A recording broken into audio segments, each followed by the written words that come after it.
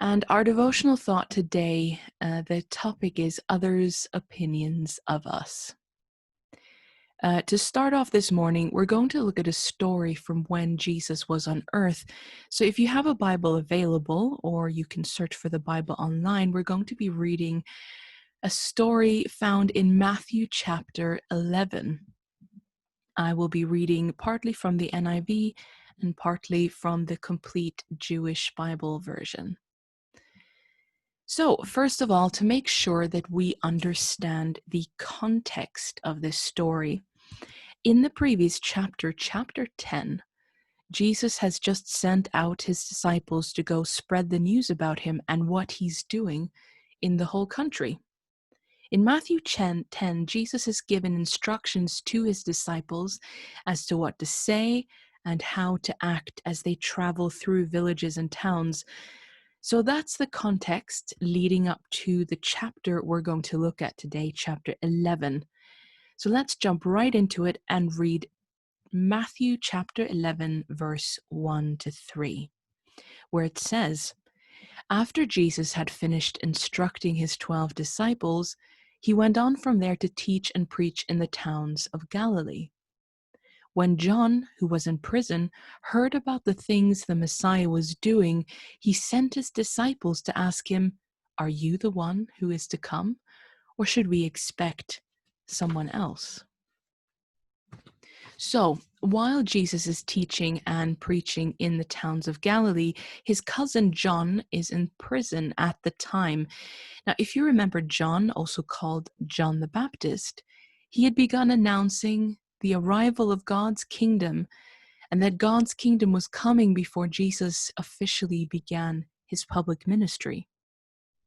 John told everyone who would listen that Jesus was the God-chosen king the whole of Israel had been waiting for. But John has had a hard time since then and gotten into trouble with Herod, who was a puppet king in Judah, placed there by the ruling power of Rome. And Herod did not like what John had to say, so he threw him in prison. But it would seem that even from his prison dungeon, bits of news about what Jesus was doing reached his ears. So John sends for his disciples. They come and visit him, and he says, "Go to Jesus for me and ask, 'Are you the one who is to come, or should we expect someone else?'" In other words, are you the Messiah, the God-chosen king who is coming to rescue us from our oppression, or should we be looking elsewhere? Well, what does Jesus reply to this message? So let's have a look. Verse 4 to 6. Jesus replied, "Go back and report to John what you hear and see. The blind receive sight, the lame walk, those who have leprosy are cleansed, the deaf hear, the dead are raised, and the good news is announced to the poor.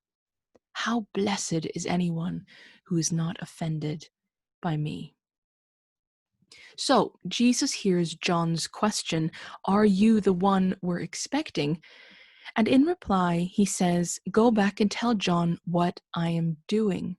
Tell him what you hear and see. In other words, let my actions speak for themselves." Now, as Jesus has finished talking and sending this message to John's disciples, he turns back to the crowd that's around him and says the following, "Oh, what can I compare this generation to? They're like children sitting in the marketplace, calling out to others, 'We made happy music, but you wouldn't dance. We made sad music, but you wouldn't cry.' For John came fasting, not drinking, so they say he has a demon. The Son of Man came eating freely and drinking wine, so they say, 'Aha, a glutton and a drunkard, a friend of tax collectors and sinners.' Well, the proof of wisdom is in the actions it produces." So let's unpack this a little bit. Jesus is saying to his surrounding listeners, this generation, meaning all you guys listening to me, remind me of children sitting in the marketplace and they're shouting out the following little poem or rhyme to people as they pass, saying, "We made happy music, but you wouldn't dance. We made sad music, but you wouldn't cry." In the original Greek, which the text was written in, it actually suggests rather the translation, "We played flutes," or "we fluted for you, and you did not dance." And in Hebrew culture, flutes were often associated with weddings because flutes were instruments played often at happy celebrations, happy events where people danced, such as weddings. Some of you may be familiar with the English saying, "If I say jump, you say how high." This expression simply means that I expect you to do what I tell you to do and follow orders without question, like an obedient dog. So if I say to you, "Jump," you're simply to reply, "How high?" Now, Jesus here is comparing people around him to bored children sitting in the marketplace yelling out at strangers, "Do as we say. If we play happy music, you better dance a happy dance. And if we play sad music, you better cry." In other words, jump. So what is Jesus talking about here? What is he saying to the crowds? Well, he's talking about other people's expectations. Not just of him, but of John as well. Let's read again verse 18 to 19, where it says, "For John came fasting, not drinking, so they say he has a demon. The Son of Man," which is the name Jesus often called himself, "came eating freely and drinking wine, so they say, aha, a glutton and a drunkard, a friend of tax collectors and sinners." So Jesus is saying, John came, he wore animal skin, he was poor, he lived in the desert, he ate locusts and wild honey, he had no property, and he did not live an extravagant life. John fasted and didn't drink, and in response you all said about him, he has a demon. He's possessed because of the way that he lives. And then Jesus says, now I come along and I do the opposite. I eat freely at your houses. I attend parties at the homes of tax collectors, prostitutes, and those considered scandalous. Well, if you thought that John was possessed, you now think, well, Jesus is greedy and a drunk, a friend of the worst people. Now, whether you're used to being in a religious context or not, you probably know a John in your life. You know someone who never parties, never drinks, lives with the bare minimum, wears the most conservative and simple clothes, keeps all the religious rules, and deprives themselves of indulging in their appetites. You probably also know someone who lives more the opposite way. They see life as a celebration, and they eat freely and drink and dance and party. They perhaps wear fashionable clothes or makeup, or keep company that some churchgoers would frown at.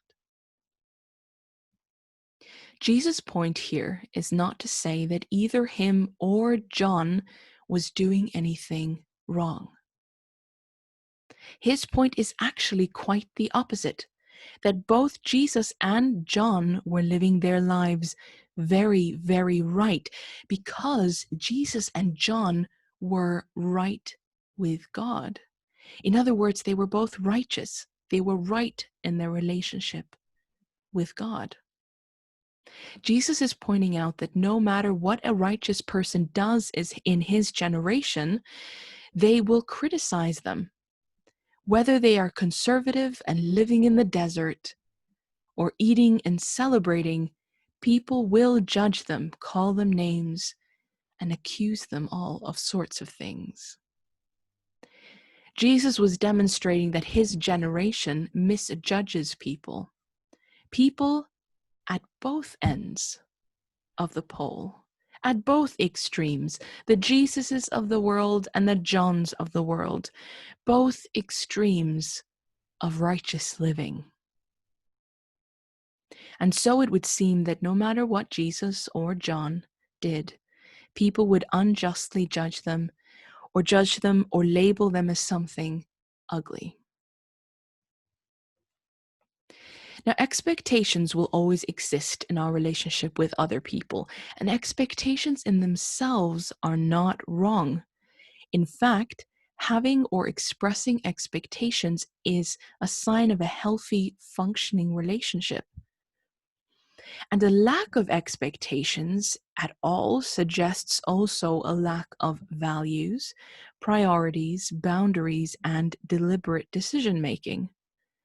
But if Jesus, the best human who ever walked the earth, he who himself is God, who is our only rightful judge and was without sin, couldn't avoid the judgment of others, what makes us think that we can? And like Jesus said, this is true of whether you are considered or seen as the most conservative or the most liberal. Now, you are under no obligation to make sense to everyone. Not even Jesus could accomplish that. And others' expectations would be the death of us if we let them be.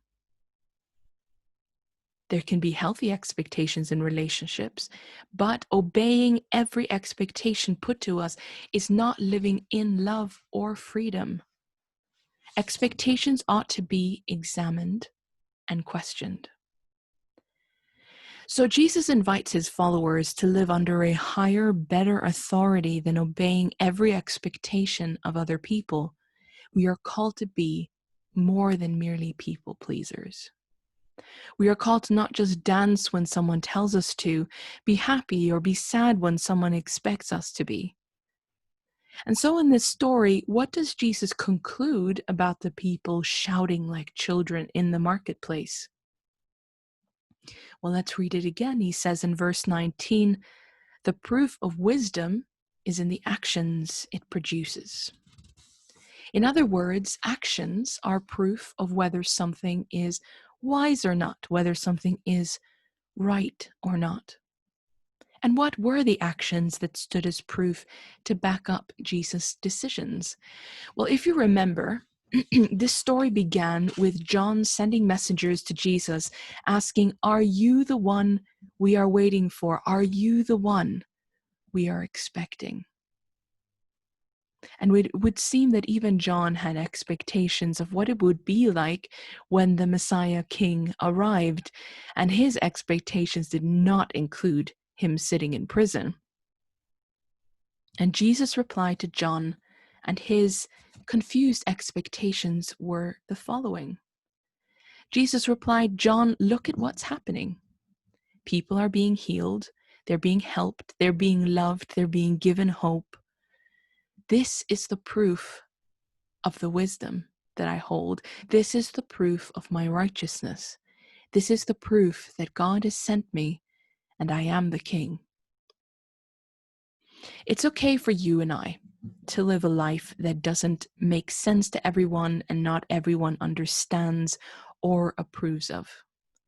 Accepting this is not simply being a mindless rebel, it is acknowledging that our generation, just like the generation at the time of Jesus, sometimes has unreasonable and blind demands of how they expect us to act, specifically how they expect righteousness and righteous living to look. And whether you are the most conservative John or seen as the most indulgent liberal like Jesus, it is not what others expect of you or their disappointments which define whether you're making the right choices or not. Finally, Paul wrote in his letter to the church in Galatia, Galatians 1:10, "Am I now trying to win the approval of human beings or of God? Or am I trying to please people? If I were still trying to please people, I would not be a servant of Christ." The thought I'd like us to take away today is that it's okay if you don't live up to everyone's expectations of you. Not even Jesus could fit the description of what they thought a righteous person should look like. And he is righteousness itself. But when we focus on our relationship with him and not on what other people think of us, then really good things tend to happen as a result.